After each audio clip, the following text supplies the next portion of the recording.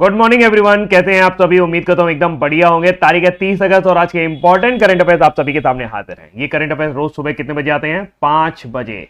तो काफी मेहनत लगती है इस करंट अफेयर्स को बनाने में, जैसा कि आप सभी को अंदाजा होगा, लेकिन आप लोग मुझे शेयर नहीं करते हो, ये ठीक बात नहीं है। देखिए, अगर आप चाहते हैं कि चीजें और बेटर हो और अच्छा आपको चीजें प्राप्त हो, बाकी बहुत अच्छे तरीके से ये चीजें की जा रही हैं, अगर आप इसको भी कंप्लीट करेंगे तो आप निश्चित तौर पर बहुत अच्छा अपने पेपर में करने वाले हैं। कई सारे लोग पूछते हैं कि सर डेली करंट अफेयर्स जो है ये हमारा करंट अफेयर पकड़ में नहीं आता, कभी 2021 का पूछ लेता है, कभी 2020 का पूछ लेता है। देखिए, जब आप डेली करंट अफेयर्स करते हो तो करंट कहीं ना कहीं प्रॉपरली रिलेट होता है और उससे आपके क्वेश्चन आने के चांसेस ज्यादा होते हैं। तो अगर आप चाहते हैं कि पुराना करंट अफेयर्स भी आपके साथ जुड़ा रहे तो आप डेली करंट अफेयर्स जरूर करो। फिलहाल देख लेते हैं आज की हमारी हेडलाइंस क्या है। जैसा कि हमने कल आपको भी बताया था कि 29 अगस्त को हमने मनाया था राष्ट्रीय खेल दिवस। राष्ट्रीय खेल दिवस जो है वो मेजर ध्यानचंद जी की खेल जन्म तिथि के उपलक्ष्य में मनाया जाता है। 29 अगस्त 1905 को इनका जन्म इलाहाबाद यानी आज के प्रयागराज में हुआ था। इनके जन्म तिथि पर आपका 2012 से जो है राष्ट्रीय खेल दिवस मनाया जा रहा है, यानी कि नेशनल स्पोर्ट्स डे के रूप में हम लोग इसको मना रहे हैं। हाँ, 2019 में एक नया अभियान इनके खेल दिवस पर शुरू किया गया था कि वो था फिट इंडिया मूवमेंट। तो ये हो सकता है प्रश्न आपसे पूछ ले कि फिट इंडिया मूवमेंट कब शुरू किया गया है? 2019 में किया गया। इससे जुड़ा हुआ जो सबसे इंपॉर्टेंट चीज है वो है आपका मेजर ध्यानचंद खेल रत्न अवार्ड। मेजर ध्यानचंद खेल रत्न अवार्ड, जिसे पहले राजीव गांधी खेल रत्न अवार्ड के नाम से भी जाना जाता था, 1992 में शुरू किया गया था। पहला अवार्ड आपका विश्वनाथन आनंद को दिया गया था, जबकि पहली महिला जिन्हें यह पुरस्कार दिया गया था वो थी कर्णम मल्लेश्वरी। कौन थी? कर्णम मल्लेश्वरी। कर्णम मल्लेश्वरी पहली महिला थी जो कि वेट लिफ्टिंग के लिए जानी जाती हैं और उनको यह पुरस्कार 1994 में 1994 में दिया गया था। इसमें 25 लाख रुपए जो है वो आज की डेट में दिए जाते हैं। नेशनल स्पोर्ट डे की कोई थीम अभी तक अनाउंस नहीं की गई है। आगे बढ़ते हैं। हुरोन इंडिया की लिस्ट आई है जिसमें मुकेश अंबानी पीछे हो गए हैं और उनको पीछे छोड़कर गौतम अडानी भारत के सबसे अमीर व्यक्ति बन गए हैं। यहां पर एक लिस्ट में आप देख सकते हैं कि गौतम अडानी जो हैं वो टॉप पर बने हुए हैं। इनकी जो कुल संपत्ति है वो 1,16,18,00,000 कितना बोलेंगे? इकाई, दहाई, सैकड़ा, हजार, 10,000, लाख, 10 लाख, हाँ 11,61,800 करोड़ रुपए है। जबकि इनकी 10,14,700 करोड़ रुपए है। शिव नादर की 3,14,000 करोड़ रुपए है। इस सूची में पहली बार शाहरुख खान आए हैं जिनकी नेटवर्थ 7,300 करोड़ रुपए बताई गई है।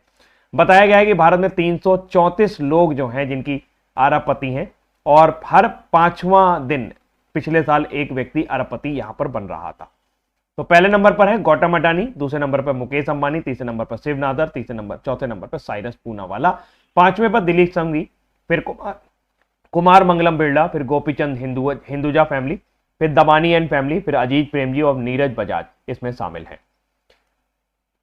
हिमाचल प्रदेश में महिलाओं के लिए विवाह की न्यूनतम आयु बढ़ाकर 18 से 21 वर्ष कर दी गई है। 2021 में एक कमेटी बनाई थी सेंटर ने। वो कमेटी बनाई थी जया जेटली जी की अध्यक्षता में। जया जेटली को यह काम सौंपा गया था कि जरा चेक करो कि 18 से 21 वर्ष करने में कोई दिक्कत है। तो उन्होंने रिकमेंड किया कि नहीं, महिलाओं की आयु अब आपकी विवाह वाली 21 वर्ष कर देनी चाहिए और 21 वर्ष से कोई भी हो, चाहे वो पुरुष हो चाहे वो महिला हो, तो उसको बच्चा माना जाना चाहिए और उसे बाल विवाह के अंतर्गत रखा जाना चाहिए। बाल विवाह के लिए जो सबसे सख्त कानून आया था वो 1929 में आया था, शारदा अधिनियम।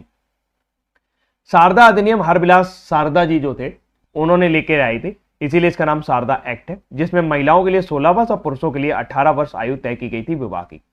1978 में इसमें अमेंडमेंट में चेंज किया गया शारदा एक्ट में और फिर पुरुषों की आयु 21 वर्ष कर दी गई और महिला की आयु 18 वर्ष कर दी गई। तब से यह चल रहा है।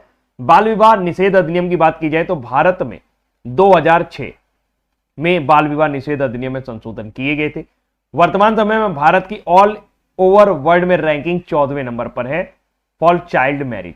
भारत में सबसे ज्यादा चाइल्ड मैरिज के जो आंकड़े दर्ज किए गए हैं वो वेस्ट बंगाल में दर्ज किए गए हैं, जबकि इसके बाद आपका बिहार का नंबर आता है और इसके बाद फिर त्रिपुरा का नंबर आता है। लोग मोस्टली राजस्थान और हरियाणा को समझ लेते हैं कि वहां पर भी बाल विवाह ज्यादा हो रहे होंगे। हो रहे हैं, ये नहीं कहूंगा कि नहीं हो रहे हैं, लेकिन हाँ सबसे ज्यादा वेस्ट बंगाल में आपके सबसे ज्यादा बाल विवाह होते हैं, यानी कि आपके चाइल्ड मैरिज जो है वो यहां पर की जाती है। तो चाइल्ड मैरिज में आपको ध्यान रखना है कि 2 साल की सजा का प्रावधान है और अगर आप इसको नहीं मानते हैं तो 2 साल की सजा और 1 लाख रुपए जुर्माना आपके ऊपर लगाया जा सकता है बाल विवाह निषेध अधिनियम 2006 के अंतर्गत। 2006 का है, 2006 का। राजनाथ सिंह जी ने भारत में दूसरी परमाणु मिसाइल पनडुब्बी का जलावतरण किया। यह कमीशन कर ली गई है। देखिए, पनडुब्बी के केस में दो चीजें होती हैं, एक होता है लॉन्च। लॉन्च का मतलब है पनडुब्बी पानी में पहली बार उतारी जाती है, तो 2017 में ही इसको लॉन्च कर दिया गया था। अभी हाल फिलहाल इसको कमीशन किया गया है। कमीशन करने का मतलब यह है 2017 में, सॉरी, आर्यंत को लॉन्च किया गया था, है ना। अभी ये दो हमारे पास पनडुब्बी है जो न्यूक्लियर सबमरीन है, अरियंत और अरिघाट। ये जो पनडुब्बी अभी लॉन्च की गई है इसका नाम क्या है, अरिघाट। अब बात की जाए तो इसके अंतर्गत 4 पनडुब्बी बननी है, 2 बन चुकी हैं, 2 और आएंगी। तो कमीशन किया गया। कमीशन का मतलब है अब इसे नौसेना प्रयोग कर पाएगी। अरिघाट न्यूक्लियर सबमरीन है, एसएसबीएन पे काम करती है। एसएसबीएन क्या है, ship submerge ballistic and nuclear. Nuclear का मतलब यह है कि ये न्यूक्लियर पावर पर काम करेगी। न्यूक्लियर पावर पर काम करने का मतलब ये काफी लंबे समय तक समुद्र में रह सकती है। फिलहाल ये इंडो पैसिफिक रीजन में जाएगी। तो ये जो है अरिहंत है। अगर हम बात करें भारत की पहली पनडुब्बी कौन थी, तो जो हमने किसी से सहयोग से बनाई थी, फ्रेंच के सहयोग से बनाई थी, फ्रांस के सहयोग से, आईएनएस कलवरी 1967। ये वाली अब हम डिसकमीशन कर चुके हैं, लेकिन एक और नई आईएनएस कलवरी वर्तमान समय में काम कर रही है। पहली ऐसी पनडुब्बी जिसको हमने किसी से उधार लिया था, लीज पर लिया था, तो वो थी आईएनएस चक्रा, जिसको हमने सोवियत यूनियन से उधार लिया था। आईएनएस चक्रा अकुला ये एक पनडुब्बी है। तो ये जो है एसएसबीएन पनडुब्बी है, न्यूक्लियर सबमरीन है। न्यूक्लियर सबमरीन भारत पास 2 ही है, एक अरिहंत और एक अरिघाट। चेल्ला श्रीनिवासलू शेट्टी जो है वो 27वें अध्यक्ष का कार्यभार संभाल लिया है। एसबीआई के चेयरमैन बन गए हैं। एसबीआई के चेयरमैन डीके खारा यानी दिनेश कुमार खारा रिटायर हो गए। एसबीआई के चेयरमैन के लिए 63 वर्ष अधिकतम आयु तय है। 5 वर्ष का कार्यकाल होता है। फिलहाल इनका 3 साल का ही कार्यकाल रहेगा, क्योंकि ये 3 साल में 63 वर्ष के हो जाएंगे। तो दिनेश कुमार खारा जो है रिटायर हो गए हैं। एसबीआई की बात की जाए तो सबसे पहले bank of Calcutta, bank of Madras और बैंक ऑफ बॉम्बे, इन तीनों बैंक को मिला करके 1921 में 1921 में इंपीरियल बैंक ऑफ इंडिया बनाया गया था। कौन सा बैंक बनाया गया था? इंपीरियल बैंक ऑफ इंडिया बनाया गया था, जिसका राष्ट्रीयकरण किया गया था 1955 में, 1955 में। तब आपका एसबीआई बना था, state bank of India. State bank of India के पहले जो चेयरमैन थे वो थे जॉन मथाई, याद रखिएगा। जबकि इसकी पहली महिला चेयरमैन थी अरुंधति भट्टाचार्य। तो 27वें प्रेसिडेंट या चेयरमैन बन गए हैं चेल्ला श्रीनिवासलू शेट्टी। शैनन गैब्रियल जो कि वेस्ट इंडीज के हैं और डेविड मिलान जो कि इंग्लैंड के हैं, उन्होंने अंतरराष्ट्रीय क्रिकेट से संन्यास की घोषणा कर दी है। अब वो T20 लीग वाला खेलता नजर आएंगे, लेकिन अभी हाल फिलहाल तेज गेंदबाज थे शैनन गैब्रियल और डेविड मिलान बेहतरीन बल्लेबाज थे, जिन्होंने अंतरराष्ट्रीय क्रिकेट से संन्यास की घोषणा कर दी है। हरमनप्रीत सिंह 8वीं एशियाई हॉकी चैंपियनशिप ट्रॉफी में नेतृत्व करेंगे। ये जो 8th एडिशन है ये आपका चाइना में आयोजित किया जाएगा, जबकि 7th एडिशन जो था वो इंडिया में आयोजित किया गया था, जहां पे भारत ने जीत दर्ज की थी। एशियाई चैंपियन ट्रॉफी की बात की जाए तो इसका 8वां संस्करण जो है वो चाइना में होने वाला है। 8 में से 4 बार भारत ने इसे जीता है। कब कब जीता है? बात करते हैं 2011 से एशियन चैंपियन ट्रॉफी की शुरुआत हुई थी चीन में, जिसे भारत ने जीता था। फिर भारत ने इसे मलेशिया में जीता। फिर भारत और पाकिस्तान को संयुक्त विजेता घोषित किया गया ओमान में।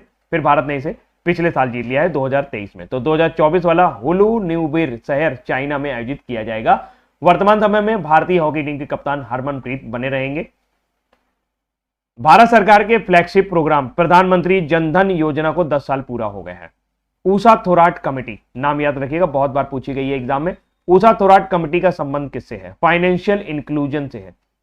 फाइनेंशियल इंक्लूजन के लिए इन्होंने बताया कि भाई फ्री में खाते खोलो, पैसा मत लो। और इस कमेटी की सिफारिश पे आपका 2009 में एक योजना आई जिसका नाम था स्वाभिमान योजना। स्वाभिमान योजना को 2014 में मॉडिफाइड किया गया और बनाया गया प्रधानमंत्री जनधन योजना। इसका टैगलाइन है मेरा खाता भाग्य विधाता। इसमें गरीब व्यक्ति जो है उनको यहां पर फ्री में खाता खोल दिया जाता है, जिसकी वजह से यहां पर 2014 से चल रही है योजना। 28 अगस्त 2014 को शुरू हुई थी और 15 अगस्त 2014 को प्रधानमंत्री मोदी जी ने सबसे पहली घोषणा यही की थी। तो 10 साल इसको पूरे हो गए हैं। 10 साल में अब तक 53.13 करोड़ खाते खुल चुके हैं और 2 लाख करोड़ से अधिक संपत्ति जो है इन जनधन खातों में मौजूद है।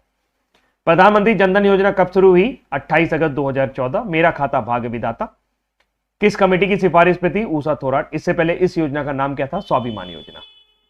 सरकार ने NICDP यानी national infrastructure cities development program के अंतर्गत 12 नई परियोजनाओं को मंजूरी दी है। इन 12 नई परियोजनाओं के बाद अब आपके पास नेशनल इंफ्रास्ट्रक्चर पाइपलाइन परियोजना के अंतर्गत 44 परियोजनाएं काम कर रही हैं।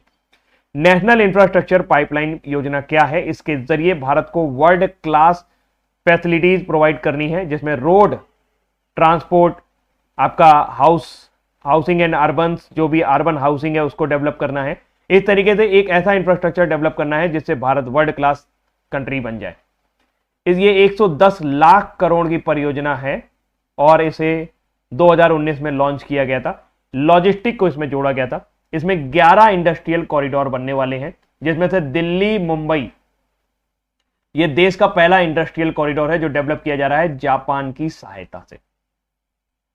लखनऊ मंडल के 8 रेलवे स्टेशनों के नाम बदल दिए गए हैं। लखनऊ मंडल के अमेठी के 8 रेलवे स्टेशनों के नाम बदले गए हैं, जिसमें से कासिमपुर हाल्ट का नाम जॉय सिटी कर दिया है, जॉयस का नाम गुरु गोरखनाथ धाम कर दिया है, मिश्रौली का मां कालीकंद धाम कर दिया है, बनी का स्वामी परमहंस रेलवे स्टेशन कर दिया है, अकबरगंज का मां अहोरवा भवानी धाम, फुर्सतगंज का तपेश्वर धाम, वारिसगंज का अमर शहीद भाले सुल्तान रेलवे स्टेशन और निहालगढ़ का नाम महाराजा बिजली पासी रेलवे स्टेशन कर दिया गया है। भारतीय छात्रों ने अंतर्राष्ट्रीय ओलंपियाड में 1 स्वर्ण और 4 रजत पदक जीते हैं। ये प्रतियोगिता ब्राजील में आयोजित करवाई जा रही थी। इंटरनेशनल ओलंपियाड ऑन एस्ट्रोलॉजी पर यह प्रतियोगिता थी, जिसमें भारत ने यहां पर 8वां स्थान प्राप्त किया है, जबकि ईरान ने 5 स्वर्ण के साथ यहां पर पहला स्थान प्राप्त किया है। अमेरिका ने यहां पर 4 स्वर्ण के साथ दूसरा स्थान प्राप्त किया है। अगले साल यानी कि 2025 में यह प्रतियोगिता भारत में आयोजित की जाएगी। यह इस प्रतियोगिता का 17वां संस्करण था। 18वां संस्करण जो है वो भारत में आयोजित किया जाएगा। तो दोस्तों ये थे आज के हमारे इंपॉर्टेंट करंट अफेयर्स। अभी के लिए इतना ही रखते हैं, बाकी कल फिर कंटिन्यू करेंगे कुछ नए करंट अफेयर्स के साथ। तब तक वीडियो को शेयर करते रहिए, पढ़ते रहिए, बने रहिए और सफल होते रहिए। बाय बाय, टेक केयर, ध्यान रखिएगा अपना।